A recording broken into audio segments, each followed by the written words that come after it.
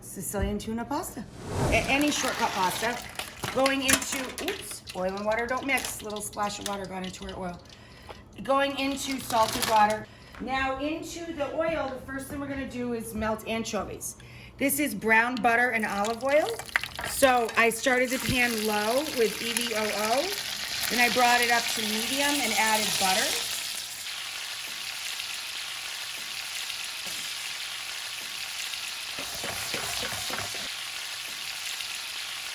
Once I get the anchovies in, I'm gonna turn it way down low. All right, see how the anchovies have broken up into the oil?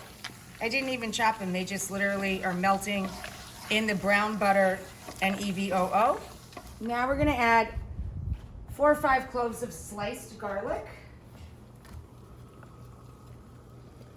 and a little Calabrian chili paste or chili flake, either one.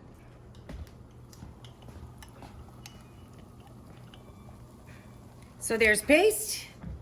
Everybody has flakes, right? Either one. We're gonna add in some capers.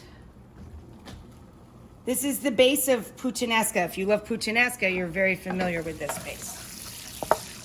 So we're gonna add our canned tuna and heat it through. I shaved some onion, red onion, gave it a rinse. We are gonna garnish with that and some fresh herbs of any kind or dried if you can't get fresh. I'm using dill and parsley, one of my faves, and celery tops. Okay, the tuna's hot. We're adding our dried vermouth, about a half a cup or a slow turn of the pan. The pasta is 1 minute underdone.